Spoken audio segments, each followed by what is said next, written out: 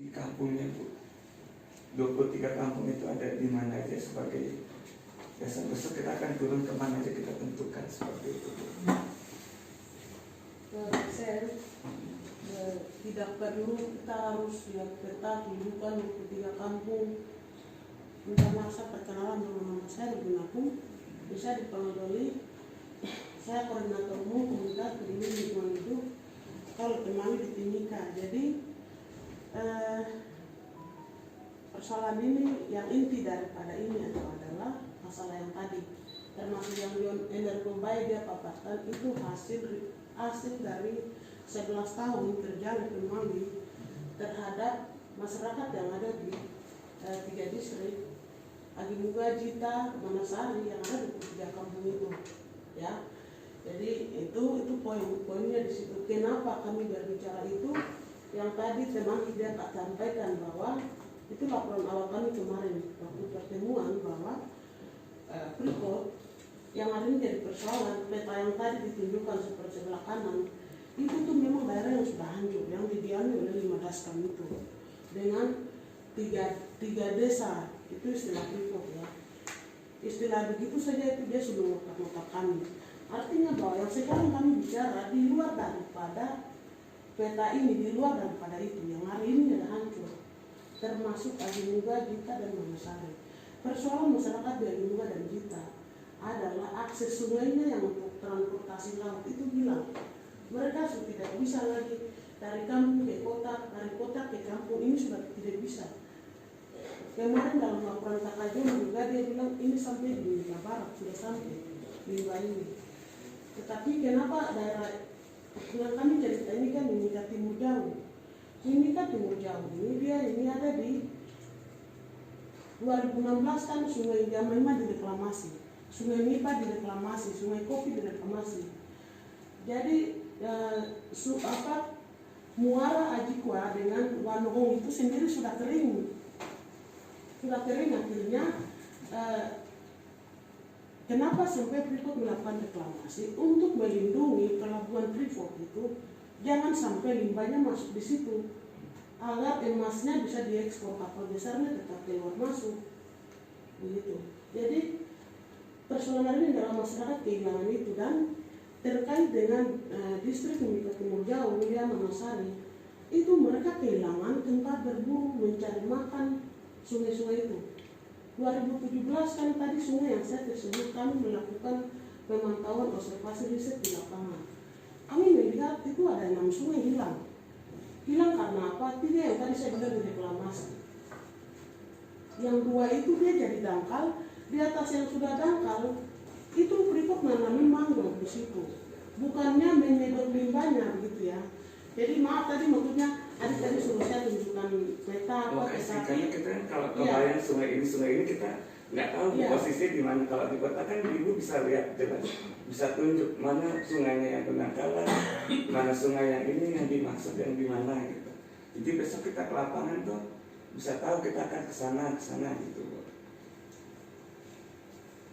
Di wilayah Agimuga di sebelah mananya yang sungainya dangkal, aksesnya susah seperti itu. Kalau dari peta ini lokasinya Bu, mungkin agak sulit kali ya. Mungkin dari beberapa desa itu lokasi fokus saja ya, yang perlu kita datangi gitu. Karena mungkin namanya kan apa kita nggak tahu. Kalau mau itu ada data itu tapi namanya nggak tahu belum. Ada data itu yang alur yang 23 desa itu di mana lokasinya? Nama kampungnya di mana? Seharusnya ada kan pemerintah yang bagian dinas mereka yang sebenarnya mereka punya tugas. Mereka selama ini tidak. Mereka yang ditunjukkan mana 3 kampungnya yang di Agimuga, Jita, Manasari. Maaf, silakan. Iya, maaf Ibu. Jadi maksudnya teman-teman dari pusat ini mereka melaksanakan kegiatan ini sesuai dengan laporan atau sesuai dengan pengaduan dari masyarakat, dari bapak-bapak juga. Nah, ketika bapak-bapak orang bilang kampung Kiliama atau Fakafuku. tulis kontak masih Ketika Fakafuku, apa ini dong ingin bertanya ke ya itu. ini bapak-bapak orang kampung Fakafuku yang di mana? Jadi ketika bapak dan bilang yang terkena dampak adalah Fakafuku, otomatis kita mau bapak orang mau cocokkan di mana kampung Fakafuku. Nah, prosesnya kalau ketika mau ibu dorang sebutkan nama-nama satu persatu di sini, yang tadi ibu dorang bilang mungkin nanti terlalu panjang. Iya, mungkin terlalu panjang dan akan ini kalau kita lihat peta mungkin kita yang paham benar tentang ini baru kita bisa menentukan. Iya. Jadi caranya mungkin bapak dong sebut saja macam tadi sebut Fakafuku, nanti kita search di situ Fakafuku. Yang bapak dong sudah ada data apa, kampung apa? Otakwa, nanti kita share di situ Otakwa, kampung apa sampai berjumlah 23, baru kita lanjutkan. Mungkin seperti begitu, supaya tidak buang waktu lagi. Iya. Disebutkan saja nama kampungnya apa, baru kita tinggal share di situ. Nanti kita juga bantu, kita bisa lihat Google sama-sama. Iya. Baik, mungkin saya perlu tambahkan kenapa sampai kita duduk hari ini tadi sudah dijelaskan. Mohon maaf bagi teman-teman yang terlambat, terutama yang kelompoknya Bapak sama Ibu tadi sudah dijelaskan bahwa kita duduk ini karena ada laporan dari Pak John, kemudian dari mungkin Bapak Ibu. Nah, laporan inilah yang ditindaklanjuti oleh Kementerian. Nah, jujur saja Kementerian ini kan belum mengetahui secara pasti atau mengetahui peta-peta yang ada di sini. Dan menurut laporan ada 23. Itulah yang dari Kementerian minta tolong memberikan mereka gambaran sehingga ketika turun di lapangan mereka tidak salah jalan. Nah, itu yang tujuan kita duduk pada siang hari ini. Tetapi begini, menurut saya dari 23 yang tadi disebutkan itu, tadi Pak siapa dari lingkungan ini sudah sampaikan bahwa kayaknya agak sedikit sulit. Saya juga tidak tahu tim ini punya waktu berapa lama.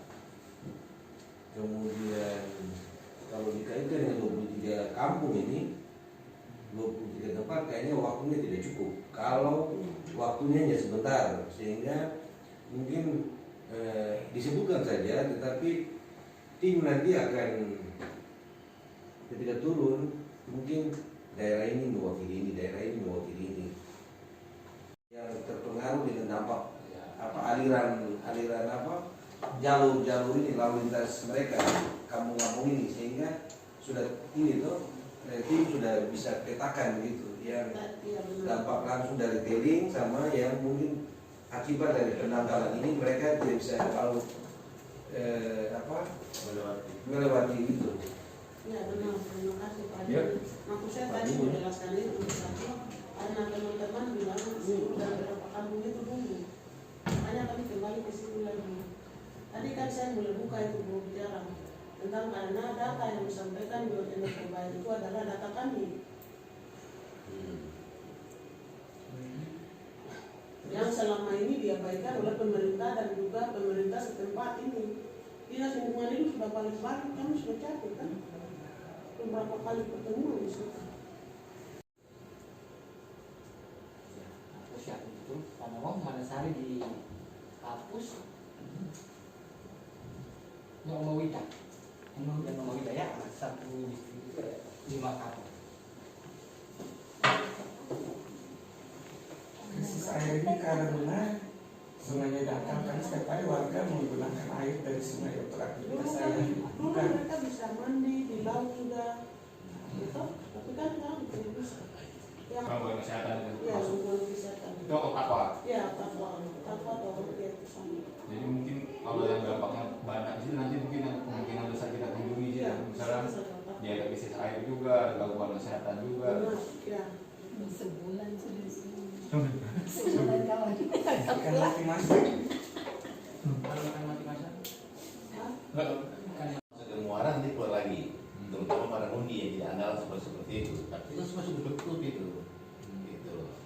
karena sudah terbentuk itulah sekarang masyarakat mata pencarian jadi apa? Jadi susah karena ikan yang di laut tidak bisa masuk ke dalam. Seperti itu. Nah, akhirnya sekarang andalannya itu hanya dominan mencari kepiting. Ikan yang dulu kakak putih, para murid andalan mereka itu sudah hilang. Jadi ceritanya itu seperti itu. Nah itu yang saya bilang konteksnya itu dampaknya sampai sana terus bagaimana gitu loh. Karena ingat muara sungainya yang tertutup oleh di dalam sungainya tidak, tapi muara sungainya yang tertutup. Oke, begitu. Itu ke tengah laut tidak, ke pesisir iya. Gitu, ke tengah laut enggak gitu. Ke pesisir itu sampai 4 mil, 3 mil itu mereka laut itu mereka ke sana. Nah, dominan mereka di muara. Terus kemudian ada juga di dalam badan sungai karena terjadi migrasi ikan itu. Nah, tapi karena depannya sudah tertutup atau pesisirnya dari penangkalan oleh seperti foto itu. Nah, sekarang nelayan sudah nggak ada lagi ke muara gitu. Ya, Hilang intinya. hilang. Berarti clear ya jelas. Kalau perlu diperjelas karena kita warga Kayak itu ya. di muara gitu. Kan juga pernah yang ada, maksudnya yang ada orang Damot 3S itu, gitu. Nah, Sampang Sungai Sayur, dia mencarinya itu dari badan sungai sampai ke muara, sampai ke pesisir sebetulnya, gitu. Ke tengah laut nggak, karena mereka kan gunakan perahu-perahu. Ya, sampan-sampan kecil kan. Ya, ya. Jadi Kalau ikan barang di sungai itu untuk ini bijak kita atau enggak? enggak juga, tapi kan Dia ada yang press media, ada karena terjadi pasang surut kan terjadi pergerakan dia dan sebagainya. Nah, kematian itu terjadi kalau nggak salah di sini. Nah, kenapa terjadi kematian? Ini nggak pernah ada yang menjawab. Prof. Husna pun datang nggak menjawab. Saya kasih tahu ya, kematian ini terjadi karena trap. Tanggulnya itu mengakibat trap. Karena dia itu harus bermigrasi keluar lagi ke sini. Itu terjadi cuma tiap tahun. Nah, dampaknya terjadi berapa tahun? Kenapa? Ikan itu masuk dari sini, ini kan sudah migrasi alami dia. Nah, cuman memang itu secara ilmu, tapi secara lain dia masuk, dia kan keluar sini. Karena ini sudah ada tanggul barat, dia terjebak di sini ini. Dia terjebak, dia muter-muter, terjadilah air turun. Nah, sehingga dia kehabisan oksigen di sini, mati masker di sini. Oh. Ya. Terjebak karena mereka nggak bisa lewat. Terjebak iya. daerah migrasinya. Karena itu kalau Akibat dari itu. iya, bukan akibat dari akibat mereka buat ini dibikin tanggul barat ini. Tanggul itu nggak bisa lewat lagi. Nggak bisa tutup gitu. Yang sungai ini harus masuk ke sini gitu. Nah, dia harus masuk sini, muter lagi ini pulau-pulau ini di sini, dia keluar lagi di sini. Oh. Harus dia trap ya. Nah, cuman pemikiran itu seperti mana? Hasil penelitian mengakibatkannya habis. Kenapa habis oksigen? Karena dia terjebak di sini, dia muter-muter di sini, air surut. Proses ceritanya begitu.